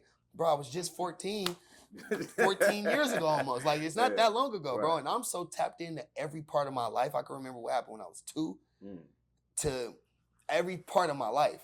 So I remember everything. So it'd be like, bro, just tell me the truth because you're going to flop. It's just, it's pointless, right? But then 2, it allows for me and him to just have an open communication and dialogue where he can even hold me accountable. Because like I told him before I started, I said, bro, whatever we talk about on here, I ain't going to edit. If you want to air me out, you want to say something you didn't like that I did or something, I ain't going to edit it. We gonna put, same way I put your stuff out, or I put out what I want to put out, I'm going to put out if you say something that I might be like, do I want that out to the world? But I'm going to put, I'm not going to, I ain't going to tuck tail and be like that, you know what I'm saying? And because it got to be fair on both ends, you know? And I communicated with him to make sure if that was something he wanted to do as far as the whole thing, the whole series. But like I told him, I'm like, bro, it's not only going to help us get closer, people get to know you, get to know me more, which is the world we live in. If you want to be like, he hoops, so he eventually wants to be a basketball star. Cool. Let's help people start buying into you now. At 14, they're going to buy into just who you are, your personality. They're going to buy into me because it's so much deeper than music. The music ain't enough. Y'all got to know that I'm a full-time dad that full-time raps, that really loves God, that really loves my homie, my neighborhood, the ghetto, homeless people, helping people, black women, blah, blah, blah, blah. The list goes on. These are things y'all need to know. You won't know if I don't put it out there. Yeah. You feel me? But since I've been doing it, bro, the amount of people and fathers specifically that be like, bro, you don't understand how much it's helping me want to like go talk to my daughter, go talk to my son. Woo, woo. And I'm like, okay, perfect. Because that's what it's for. You know, it's so many people, like, we naturally repeat the cycles that we grew up in where it's like, you know, speak when spoken to vibes, and where kids just don't feel, or children just don't feel confident, open enough to just talk and communicate, you know? So it's like, I thank God that I'm even being a small piece of the change in that space, especially for black men. Hell yeah. Yeah. And that shit cold talk. Like, yeah, I seen one of the parts, and he's like, yeah, like, because you said y'all don't edit it. He's like, yeah. It's like, I got it in your face. I was like, I know. He's like, that was my best time. Like, you know, you taking accountability. You know what I'm saying? Like, no, like, bro, it crushed me. I had to choke my son out. Like, no, yeah, because it's funny when you, in hindsight, like, afterwards, but in the moment, it's like, bro, I was crushed because I'm like, damn, I always feared this day. I just prayed it never would come. But the day you like challenged me for real, because he taller than me a little bit, you know what I'm saying? And he didn't socked up somebody at school before. He didn't caught a couple fades, and you know, so he didn't felt the feeling of his power punch and putting somebody down. So you didn't challenge me because it's already bad enough you challenged your mom. Yeah. And I'm going to press you about that. Mm-hmm. I ain't one of them parents that's like, well, as long as you ain't, no, I don't play that. Yeah. I'm going to get on your bumper behind you, disrespect your mom too, even though I ain't with her or none of that. That's still your mom, man. That's a black woman. Yeah. I'm on your bumper. But you're challenging me? Like, I PG-13'd it on Cure Convos, but I'm like, son, I will get you out the way for it. Like, I will put you down. Yeah. Like, it will be over with. You not really in the go. I get the foam in front of the mouth. You ain't even going to want to do what I want to do, bro. I got a 7-year-old too. Yeah. You ain't the only one, bro. So what you know, you ain't going, I can't even allow you to paint this narrative in this house that's going to have your brother thinking he could play with me neither. Right. So guess what? I'm going to lay a demo on you. Right. And it crushed me though, bro. I was crushed. I cried on my own. But in the midst of that, I wasn't no crying. I couldn't even play that game. Like, you have to know, nigga, I will really get you out the way before I let you get me out the way. Listen, I got a 7-year-old, man. I talk to him. He my age. Facts. You know what I'm saying? I check him every chance I get, but I love him to death. Exactly. Now, I remember, you funny as hell, because I remember getting whooped by my pops when I was 14. My mom told him, like, yeah, he cried. Yeah. I was like, for real? That nigga didn't cry. Like, hey, he cried. I was like, damn, because I lied. Exactly. You know what I'm saying? I told myself, man, don't ever lie to me. That's one thing you can fuck up. Yeah. Don't you ever lie to me. Don't lie. Like, don't do that. My 7-year-old is such a noble, real nigga. Yeah. But he got a different experience than my 14-year-old got. So to give my 14-year-old grace, I had my 14-year-old when I was 20. Right. My 7-year-old when I was 20 something. You know, so my 7-year-old's got to a different dad than my 14-year-old got, right? But my 7-year-old is just he's just like me in that regard. Because I was the kid, like, I'm gonna get slapped. Mom, you're wrong. So I don't care if I'm finna get on punishment or whatever. That's out of line. Yeah. Like, you can't whoop my little brother for telling his dad where we live when he's a kid. His dad's threatening him. The same dad that used to beat your butt. Yeah. Try not to cuss y'all. No, that same man is threatening to crush this little kid. He's a kid. Yes, he told him where we live. What the hell was he supposed to do? How are you gonna whoop him for that? Yeah. I'm gonna get ass whooping with him. Come on, my bad, Siri. I'm talking about ass whooping. I'm gonna get ass whooping with him if that's what we gotta do, because that's wrong. I got attitude, walk around the house. My son, my 7-year-old, he just like me though. He just gonna take what's coming with hey, my oldest son, he real crafty. His mama crafty though. You know, so he like to finesse and whatnot. He getting better at it, and these conversations are helping him do that. You know what I'm saying? Mm-hmm. Because it's funny, Charlie Kirk, God bless his soul, right? Granted, I didn't agree with 99% of nothing he stood for. It was about none of that. But I don't agree with nobody getting killed in public for their opinion, white, whatever. I don't know. We can politic, you know. No, I agree. No, I don't think anyone should get killed for what they say. Yeah. And then it's one thing. It's one thing to get killed. It's another thing to get killed publicly. It was a modern day lynching. Granted, we've had to experience that. Our people had experienced that for too many times to count. But nonetheless, my son has to see this. My sons have to see this. Our children got to see this, which only continues this recycling cycle of fear, which is just silencing the thinkers and the outliers. And I don't like that. But Charlie Kirk's biggest thing was like how black fathers aren't in the household. That was his big. He couldn't wait to stand on that when somebody black come on there and get to talking. And I'm just like, it was very important for me to change that narrative, at least from my position, because I know too many fathers like you and many others. Right. Even all my homies, we got a Team No Deadbeat campaign and we run hard. I'm Team No Deadbeat. If you don't be with your kids and whatnot, like, you can't kick it with me. I don't even play that. Niggas be wanting to DP people over the wrong things. I feel like you should be getting a DP when you don't be in your kids. Like, you got kids, you don't be there. We need to be 3 on him. Right. We need 4 on him. Like, he need to be getting whooped. Take him to the alley. Like, I don't play that, bro. So it got to be like a conservative effort for his woman keeping you away from your child. Exactly. Like, you know what I'm saying? Which I have those. Like, my cousin Papa, I love my big cousin Papa. He hate when we call him Papa. We call him Papa forever. He grown. He's bigger than all of us.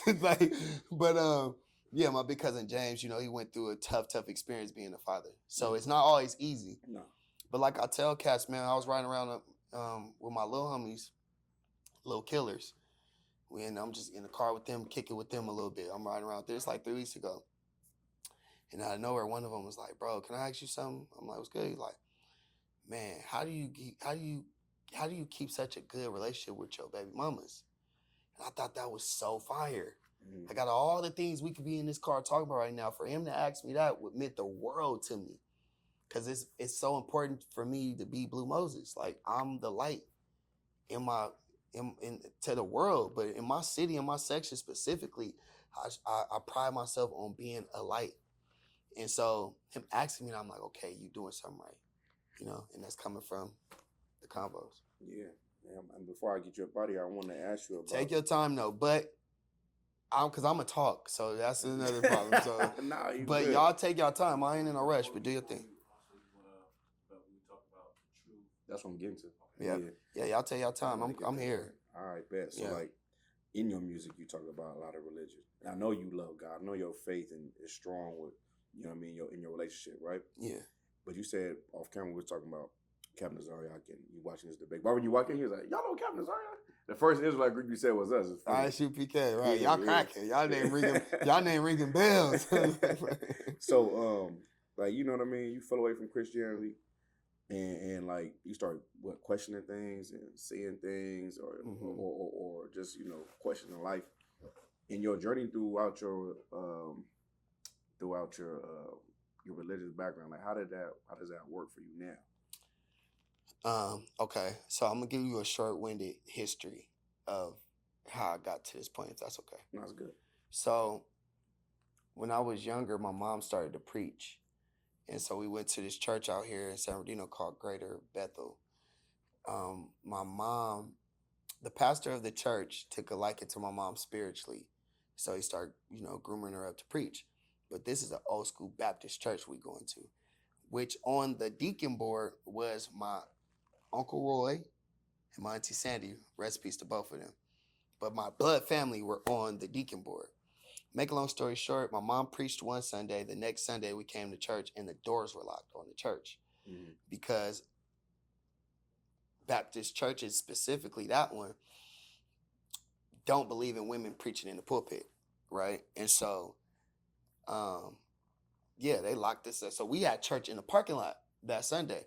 But I'm a kid, so I'm looking around like, why is they locking us out the church? Like, what's this about? Like, this because my mama preached. On top of that, y'all locking us out because my mama preached. So I'm feeling away. I'm not with none of that. You know what I'm saying? So that always put a weird taste in my mouth. On top of the fact, again, like I told y'all, my family are a part of the Jim Jones Massacre and the Jim Jones Church, that whole experience.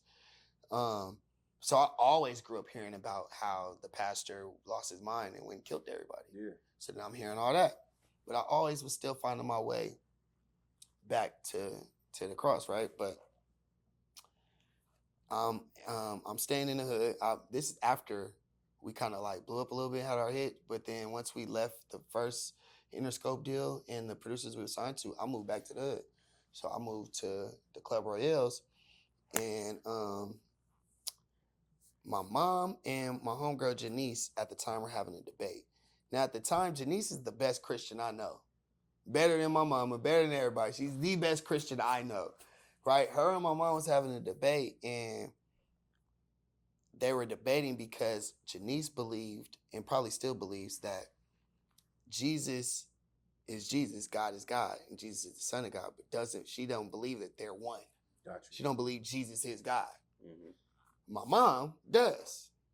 So they having this debate, and I'm entertained, front row seat, like, okay, this is cracking, like, you feel me? So I'm like, wait, so I'm mediating the debate and moderating it, and I'm like, so mom, what you're telling me is, if Janice believes this one thing and don't believe this one thing, you're saying, even though you know Janice, you know her spiritual walk, you know everything about her, since she doesn't believe this one thing, mom, what you're saying is she going to hell? My mom, straight-faced gang, without even blinking, was like, yeah. I said, listen, literally, my spiritual body shut down in my body. Yeah. Literally reset, like evaporated out of my spirit. I was like, hold on. Like, I'm looking like, ain't no way. If Janice going to hell, I need to already start packing my bags and getting my spot ready right now. If there's a hell and Janice is going, I have a first class speeding ticket to hell, right? So I'm like, nah, something ain't right. There's no way y'all both reading the same book. There's no way both y'all literally believed everything the same. Y'all agreed on everything till we got to this one point. She want to put bell pepper in the soup. You want to put lime juice. And since y'all disagreeing, I'm mind blown, bro. So literally from that moment, I detached. Boom.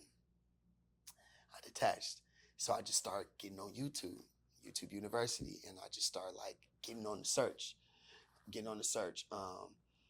Boom. The first person I came across was this guy named Ray Hagans, who I got off him quick. He's the first person I came across. He was talking all this stuff, but he still, because I didn't want to step too far from Christianity. So I still was trying to like hold on a little bit. So I'm trying to find different things because, mind you, At this point, Christianity is all I know, and I'm fearful. So I'm thinking at any moment, like every day that I keep denouncing Christ and I'm cool on God, all that, Bible, Jesus, all that, one of these mornings I'm not going to wake up. God finna get me out the way, because who you think you are? Like, I'm thinking like that. Yeah. Every morning I'm waking up, I'm like, damn, I ain't dead. Like, dang, maybe I'm on the right path. Like, I'm literally thinking that for at least 6 months, bro. No BS. So I just get down the rabbit hole. The rabbit hole, I go from African spirituality, Kemetic science, Hebrew Israelite, the nation. Bro, I went to a mosque in LA, had an amazing time. I flew to Chicago, went to Savior's Day, heard Farrakhan speak, who I love. Like, I really honor Farrakhan. Now, I don't care about like a lot of the nuances of all of that. Yeah. All that there? Y'all kind of go over here with all that. I'm talking about the man. Right. And what he's been able to accomplish as a black man in this country. I don't care about nothing else y'all talk about. Yeah, the nigga rich, he should be rich. Jay-Z get to be rich, Farrakhan should be rich. Captain Tazariak or whoever the leader of ISUPK should be rich. Yeah. Like, I'm not with the broke stuff. Right? I love Farrakhan. But I went on a real journey, because I read this book. No, so two things happened to me. I got prophesied to by a Sikh one time. Sure. I'm in a parking lot. Nigga just walk up on me in Octane. That's how I love God, because if I ever want to confirm that this 100% happened, it was a nigga sitting right next to me who ain't got no reason to lie, because he prophesied to him too. We just pull into the parking lot. He come right up on us like, you have a blessed face. Now, granted, this was a part of his play because he wanted an offering after. But that does not change the fact that the information he gave us was accurate. Like, the niggas started going in, right? Talking about all this stuff going on in our lives, whatever. Boom. That, that happened, and then I read this book called Love Wins by Rob Bell. So Rob Bell was a white Christian pastor who was at a Christian conference, and he spoke everything, blah, blah, blah. Now, someone else came up there to speak. Mind you, the conference is cracking. But two white women are behind him talking. So the person who's on stage now speaking, his whole speech was centered around Gandhi. Excuse me. Give their whole speech, and then after everyone's clapping, he hears the two white ladies like, well, too bad Gandhi's burning in hell. And that's how his whole book starts. Because he's like, whoa, who are they to say that Gandhi, now granted, Gandhi might have had his flaws, but out of all niggas to be going to hell, like, look at who we be just sending to hell effortlessly. like, bro, you feel me? And so they like, that started his whole book. And then his whole book is about love winning. So for a long time, my religion was and is still love. Like, if I have any religion, for me, it's love, right? And in the book, he even just speaks about like there being many paths to the Creator, which I truly do believe. I believe in righteousness, right? But 2 years ago, I think, or so, one of my partners, Marcus Black, who I love, he from out here, but he from Chicago too. He been on like Love and Hip Hop, different things like that. I know Marcus Black. Yeah. I remember him on the thing. Yeah. So that's my brother, man. But he called me one day and he was like, bro, said all this stuff. I just dropped a song with T-Pain, boo, boo, boo, Mansa Musa. He, make a long story short, he was like, bro, have you ever wondered why God has never allowed you to sink in this industry, but he's also never allowed you to soar like we all know you're supposed to? As soon as he said that, I was in a laundromat and I just sat down, like, because I had already been feeling all this stuff spiritually. So when he said that, though, it buckled me. I'm like, damn. I'm like, go ahead, I'm listening. So he just going on a tangent. And he was like, bro, you're not going to go to the place that we all know you're supposed to go if you don't do it with God. Like, God has to be centered around what you're doing. And this was the bar. I got chills when he told me. He was like going in. He like, nigga, we all know you the best. Everybody, woo. He just saying all that stuff. He was like, the problem is, nigga, you think God gave you rap, but God gave rap you, nigga. You the savior to the rap. Like, he just started going in, bro. I was like stumped since. And after that, I was like, all right, I gotta stand on business. Yeah. You feel me? And so I went back to Christianity, which was mind blowing for me, bro, because I never in a bajillion years thought I would be in somebody's church paying some offerings and tithes and any of that mess. I'm like, bro, it was speaking in tongues, bro, all of that. I'm like, bro, what am I doing here? But it truly was everything I needed. I went through a crazy breakup at the time. I've been married before. None of my breakups ever were like the one I just went through. My divorce, none of that could sit in the same room with what I went through with this girl who I broke up with beautifully. It was no drama, no beef, so amicable. That's probably why it hurt so damn much. You know, when you break up, you really want to hate the person. Like, I couldn't even hate her. Yeah. So it made it tough, right? And so, but I had just got my house in Northridge, all the things. And normally, bro, when you go through stuff like that, I either get under somebody to get over someone. So I'm start having sex with hella girls. I've got different girls at the house. Or I'm finna move one of the homies in. Or I'm finna move one of my cousins. I'm not finna be in here alone, though. That's what's not gonna happen. So I realized then, oh, you have issues being alone. So my son wasn't living with me at the time. I stayed alone in my crib for months. Just me and God, getting in the Word and falling in love with God, falling in love with just the teachings, you know. And now where I'm at, because the church I was at, it was a real poppin' church, and the pastor was very prophetic. And he's famous for being prophetic. And like niggas travel all over the world, bro, to come in here and get prophecy. They don't even give a damn about no word. They trying to get seeked out to get the prophecy. But all this stuff happened with him and little scandals and stuff and whatever. But all that did was bring me back to, not even bring me back to, because I've never been here, but take me to where God wanted me to be. Right?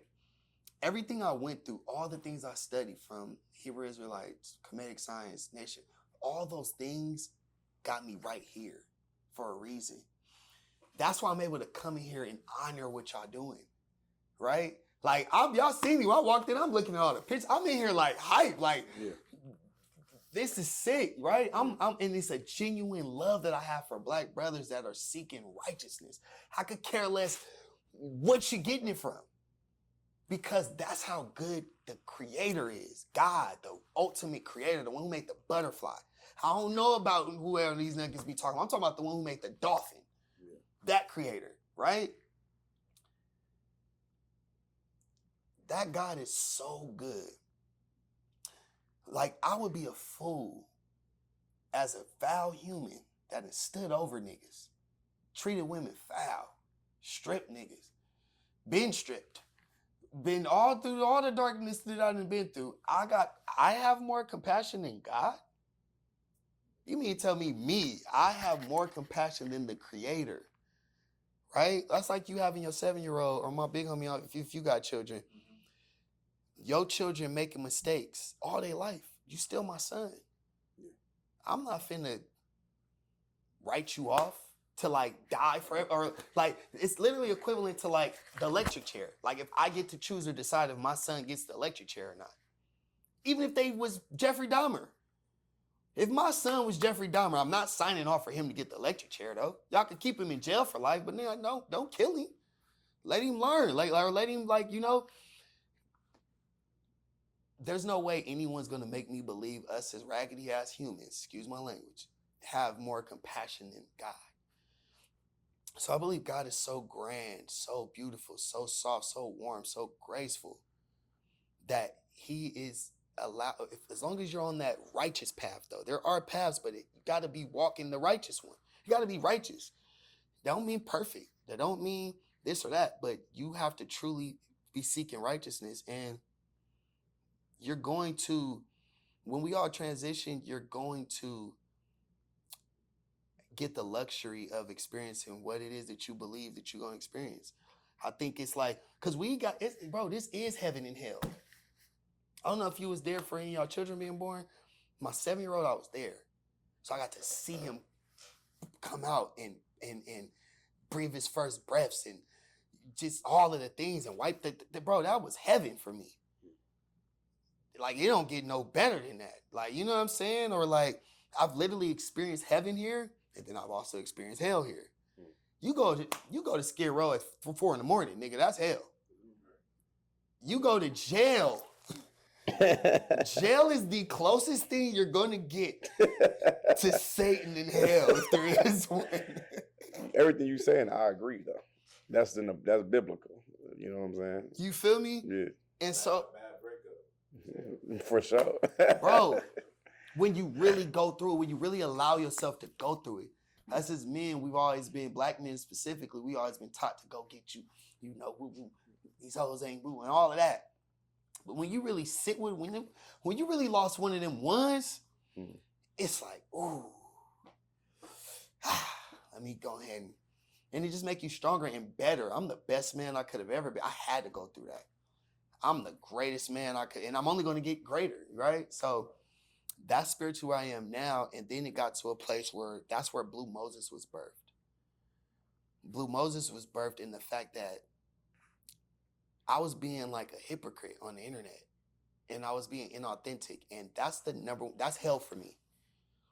Me being inauthentic, I don't sleep good at night. Like I thrive on just being me, being a solid person. So me being on this internet faking perfection, because that's what Christians do. First of all, Christianity is cap. I'm not, Christ isn't cap. Yeah. Christianity, y'all foo-foo. And I'm saying it. But I'm speaking to my Christians, my Christian family. I'm speaking to my Israelite family, my Hebrew Israelite family. I'm speaking to my Muslim family. You know, like Farrakhan talk more about Jesus than he talk about Allah any day. Muhammad any day. For sure. Right? And so, but Blue Moses is like, bro, I'm in my hood. I'll be pulling up to the hood. Why am I not documenting that? Why am I not vocal about that? Yeah. Why have I never fully been? I have all my career. Everyone's always known, like Price. Hey, Price ain't know. But I'm a pillar over there around, man. I'm a pillar in the IE. I had a festival called the Manifestival that I'm bringing back next year. I had so many hoods from the IE there performing. It wasn't even an argument, let alone a fight, let alone no shooting. Right in Fontana, you know? So I had to realize that my journey in music and in the spirit realm is to be the voice for those people. So that's what I'm doing. Hell yeah, man. Anything else you want to say before you get up out of here, bro? Man, no, I'm thankful for y'all. I'm honored and proud of what y'all doing in here. I'm honored to be able to be up in this space. I know y'all don't play. My Hebrew Israelite brothers will slam your ass up too, man. You get to niggas be all peaceful. Mind you, I seen one thing. This all regular, whatever, but because I really be watching, y'all. I watch everything. So I seen one. None of them was ISU PK though. It was two different sectors. Them niggas was beefing on the street. You got one, they saying they stuff, and they got a bullhorn. Yeah, yes, sir. They like doing all that. These niggas, and then you got the others right here. They got the squabbling. They got the squabbling. I'm like, yo, it's so crazy. Like how it's just crazy. The world is crazy, but it's so crazy how like we just stand on business. But when we in it, when you in whatever it is you in, you stand on business. And I had I'm not gonna say a debate, but I had some Hebrew Israelite brothers on my live one time. And I had Christians on my live. And I'm open to bringing people on. So I brought my Hebrew Israelite homies on the live. And they got to going in and saying they piece. And they was going back and forth with the Christian homies. I had to moderate and make sure it was grace and peace and whatnot. But it just gotta be about love, man. It's okay for it to be disagreements. Cause niggas be reading the same book, bro. You could even be a Christian. I could be a Christian. We can both read James chapter 3, verse 9 right now and get two different perspectives. Two different outlooks. So that alone, that probably is my biggest beef I got with God. See, because I talk to God. That's my nigga for real. So I don't do the play shit with God. That's really my father. So the same way my son's is able to come in my room and talk to me and be like, Dad, I ain't feeling that. That's how I talk to God. I'm not feeling that. Why is it that difficult, gang? I get it. I get it because many are called, few are chosen. I get it. Right. But I like when 1 + 1 = 2 and it's unarguable. There's 2 cameras in here. Yeah. Can't nobody tell me unless it's a hidden one. I'm looking at 2 cameras. It's not arguable. There's no debate. You feel me? God, you know you could have made it a little more. just to eliminate the bickering. Because you got niggas who think they smart and think they know they don't know. And the more they don't know, they dive deeper into the not knowing hole to show and prove that they know. You don't know what you're talking about. But since you're reading it from your perspective, who am I to say you wrong? I wasn't there. I didn't see Peter's ear get cut off. So I can't tell you, nigga, you wrong. I can't tell you wrong for believing the Torah. And, you know, hey, if it works for you, champ, and you getting success out of it, man, I am all about it. If your life is a little rocky and tricky, you might want to go back to the drawing board. Hell yeah. I ain't listening to niggas who shit ain't working for them, though. That part. I hate a broke pastor. I'm be real. I don't like a broke pastor. I'm not a fan of it. I'm just rambling now, y'all. Y'all got me here. I done drove 2 hours talking shit. I don't like a broke pastor. I want the pastor to have success. I want the pastor to have a Benz. I want Captain Tazariak to have a Maybach. Yeah. I think it would be so fire. Because it's someone over Captain Tazariak. Who's that? Command Jayhana. It's a lot of brothers, but Command Jayhana's in the It's a name they always say. Yeah. What's That's it? right. That's right. Right there. What's his name again? Command Jayhana. He need a Maybach. Yeah. He probably could get one, but he'd rather give it to other people. Give money to other people. Do that too. Yeah. Get a Benz then, S-Class. Have some shit though. Pop out. Yeah. Because bro, that's what with me, even with my little homies. That's the reason why I got Drew. Listen, I ain't doing no foo-foo. Yeah. We ain't doing the foo-foo. But I'm stepping like this because my little homies, when it's time for me to come to the hood and tell you, hey, bro, you should go take that job, like, or put them perks down, woo woo. My voice is loud, as loud or louder than my other homies who get money the wrong ways. Because I'm coming with a lifestyle that they desire. If I'm coming through dressed up like I'm preaching at Sunday Baptist and just talking down to them, my little homies ain't listening to me. So that's the world we live in. We can't be, like, I love how you icy. Yeah. I need to see, I'm about that. I need to see some of that, man. Pull up in the bins for me. Because I need to see that. Now, obviously, it's a process for everybody. Everybody ain't going to have a big, all that. But what I'm saying is that should be the thing that we striving for, which is because what that represents is success. Fuck the material. Yeah. We talking about success. So if you don't have any of those things, but you can feed 1,000 people in the park, I'm with you. Success. I like success, though. I don't like losing. Yeah. That's why I'm pissed about my Lakers. I don't want my niggas losing. I don't like my Niners losing. It's niggas I don't like to see lose. Shit. You feel me? So one of the things I was taught when I came in here, one of the generals told me is like, man, we made an oath to God. We didn't make an oath not to get no money though. That's what he told me. Man, listen, this is the crazy thing about this is why Christians, this is an issue I have with Christians and just religion. Everything Christ did in the Bible was in abundance. When the disciples was on the boat and he told them, cast y'all net back in there. Oh no, this ain't the time, man. Do what I told y'all. Cast it back in there. It was so many fish that the boat starts sinking. They gotta come get more nets and more boats. When he turned the water to wine, it was a plethora of wine. He didn't just get 4 glasses of wine, man. No, nigga, that was like 5 barrels. It's tubs of wine. God. 5 fish and 5 loaves. Yeah. Not only did we feed the 5,000 or however many it was extra. Cause Christ gonna do it up. We ain't just doing just enough. No, we finna do it up. If we gonna do it. What is this like being okay? Y'all don't know y'all inheritance, so that's why y'all are okay with not having nothing, because you don't truly understand the inheritance you got, because you truly don't believe that you're a child of God. If you were a child of Donald Trump, you ain't gonna have no problem going to that bank and asking for that $100,000 that's in your inheritance. Today, I'm talking about today. Here go my ID. I'm Lee John Trump. Go ahead and give me my little 100. They said when I graduate from high school and I turn 18, I can get this money. You're not even going to second guess it. But with the Most High, boy, do it be a lot of please, please. I don't please, God, that's me. I need that. I'm actually don't even ask no more. I just create it. I'm serious. That's like, before God created the heavens and the earth, it was all a thought. It's all in your mind. As a man thinketh, so is he. It's all in the mind. That's why you got churches, thousands and hundreds and thousands of churches full with people praying, but limited prayers being answered. Because all we doing is praying. God, please, just please, Lord. But are you visually seeing yourself have it? Are you creating it in your mind? Are you meditating on the word? No. Because y'all don't even believe y'all got the power that y'all got. Y'all just cool. I've never been a middleman, nigga, by the way.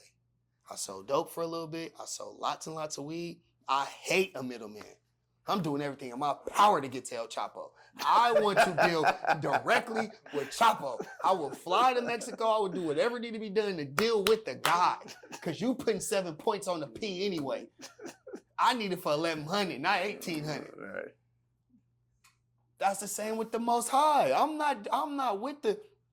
I'm straight to source, bro. So I encourage that for everybody. Learn how to create. The Bible is such a great tool. We be reading with so much fear and magic, like majestic mindset, and we just so don't think these things are possible, bro. It's the Christianity. The magic is the Christianity. I'm with you. I agree. Bro, I'm gonna leave out with this. My little homie passed this year from an overdose. And when I went into Arrowhead Hospital to see him on his deathbed, they let some of us come in there, so I got to go in there and see him. As soon as I got in there, I hit my knees and I was praying. But I was praying to resurrect him. Like everything in my spirit, but see, I'm not even as sharp as I am now. Everything in my spirit, though, was trying to resurrect him. I had that much faith. And I don't not have faith because it didn't happen. I just missed the mark somewhere. I don't think it's not possible. I just missed the mark somewhere. Somewhere, I blew it. I didn't do the recipe right. Bro, when I tell you I was 100% confident I was finna resurrect him, but it wasn't a zealous, delusional. No, it's just because I have that power. But sometimes God got a bigger plan, so my bad, y'all. Nah. Shout out LC, right? LC. Yeah. Rest in peace, little bro. For sure. Yeah, Nah. I thank y'all, though. What y'all doing in here is beautiful, man. Amazing. Man, when people see this, like more people, they going to be hitting you. Y'all going to be able to charge niggas eventually, shit. But this is beautiful, bro. You just giving a voice to, like, all the people you've been curating coming in here, too, been really dope, like, with good stories. And that's, like, y'all had TZ. Yeah. Yeah, like, y'all been having, like, good ones. I like that, like, you know? Yeah. Nah, I appreciate it, bro. Yeah. I ain't gonna lie, bro. Like, you did your shit on this one, for sure. Like, you did your shit. Like, I always say, that was the best interview. I always say my last interview, my best interview, you know? But this one went crazy. You know what I'm saying? You had me in that music pocket. I'm like, I'm super interested. Hold on, let me ask this. Let me ask that. Yeah, like, for sure. You know what I mean? So I super appreciate you pulling up, man, doing this for the content, for the city, for, you know what I mean, for it all. You know what I mean? Yeah. So for y'all, man, black men, I'm excited. I can't wait to see y'all keep scaling. And when it's even more cracking, we do part 2 or Price is Back. Welcome back, bro. Of course. Yeah. We're going to come with some current events and where you have musically and all that shit. Checking on Sunset and all that. You keep killing it, man. And when we cook, I'm telling you what's going to happen. When we cook it up and people, when I get to posting and more people sharing it, my rapper homies who be wanting to do everything niggas do gonna tap in. That's gonna be beautiful, though. That's what I want. It's certain niggas like Perico who has to come on here. Bro, he's on my list. Yeah, his story is phenomenal. It's plenty of great people who would love this platform. So I'm happy. I'm excited. I thank y'all again. Man, hell yeah, man. Price, man. We out of here. Peace and love.